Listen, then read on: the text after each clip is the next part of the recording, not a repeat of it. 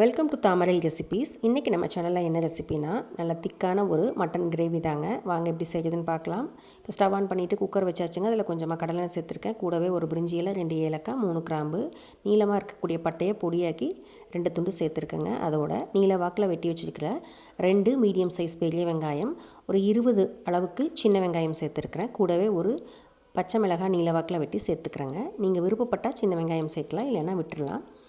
இப்போ இது எல்லாத்தையும் நல்லா எண்ணெயில் வதக்கிடலாங்க. இது ஓரளவுக்கு வதங்கி வந்ததுக்கு அடுத்ததாக நம்ம இஞ்சி பூண்டு பேஸ்ட்டு சேர்த்துக்கலாம். இன்றைக்கி நான் 1/2 கிலோ மட்டன் எடுத்துருக்கிறேன். இந்த 1/2 கிலோ மட்டனுக்கு 2.5 ஸ்பூன் அளவுக்கு இஞ்சி பூண்டு பேஸ்ட்டு சேர்த்துக்கிறேங்க. இப்போ இதை சேர்த்துட்டு கொஞ்சமாக வதக்கிக்கலாங்க. அதுக்கு அடுத்ததாக 2 மீடியம் சைஸ் தக்காளி பொடியாக கட் பண்ணி வச்சுருக்கிறேன். அந்த தக்காளியையும் இதோடு சேர்த்துடலாம். இதோட ஒரு கைப்பிடி அளவுக்கு பொடியாக கட் பண்ண மல்லி இலை, புதினா இலை 2ஐயும் சேர்த்துக்கிறேங்க. இது எல்லாத்தையும் நல்லா வதக்கிக்கலாம். இந்த தக்காளி வதங்கிறதுக்காக கொஞ்சமாக உப்பு சேர்த்துக்கலாங்க. கல்லுப்பு தான் நான் சேர்த்துறேன். கொஞ்சம் சேர்த்துட்டு நல்லா வதக்கிக்கலாம். இப்போ தக்காளி, வெங்காயம், இஞ்சி பூண்டு எல்லாம் நல்லா வதங்கிடுச்சுங்க. இப்போ ஒரு 1/4 ஸ்பூன் அளவுக்கு மஞ்சள் தூள் சேர்த்துக்கிறேங்க. கூடவே வெறுமிளகாய் தூள் 1 ஸ்பூன் சேர்த்துக்கிறேன். 2 ஸ்பூன் அளவுக்கு மல்லித்தூள் சேர்த்துருக்குறேங்க. இதோட அரைச்சி வச்சுருக்கிற மட்டன் மசாலா தூள் கொஞ்சம் சேர்த்துருக்கேங்க. ஒரு 1/2 ஸ்பூன் அளவுக்கு அதை சேர்த்துக்கிறேன். உங்கள் காரத்துக்கு ஏற்ற அளவுக்கு நீங்கள் சேர்த்துக்கலாம். இப்போ இதை எல்லாத்தையும் நல்லா கலந்து விட்டுடலாம்.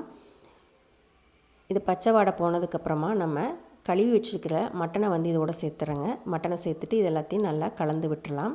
இப்போ நம்ம மட்டனுக்கு தேவையான அளவுக்கு உப்பு சேர்த்துக்கலாம். நான் முதல்ல தக்காளி வெங்காயம் வதங்கறக்களவாக கொஞ்சமாக சேர்த்துருந்தேங்க. இப்போ நம்ம இதெல்லாத்தையும் நல்லா கலந்து விட்டதுக்கு அடுத்தபடியாக நம்ம உப்பு சேர்த்துக்கிறேன்.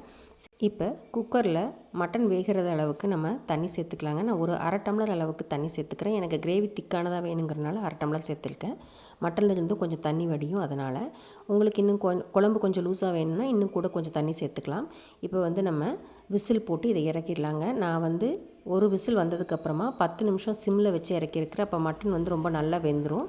பாருங்கள், வேணுங்கிற அளவுக்கு மட்டன் நல்லா வெந்துடுச்சு. எனக்கு இன்னும் கூட கொஞ்சம் திக்கான கிரேவி வேணுங்கிறதுனால நான் மறுபடியும் கொஞ்சம் நேரம் கொதிக்க விட்டுட்டு கூடவே கொஞ்சம் மல்லி இலை, புதினா இலை தூவி நல்லா இறக்கிறேங்க. அவ்வளோதான், சாப்பிட்றதுக்கு சுவையான ஒரு மட்டன் கிரேவி ரெடி.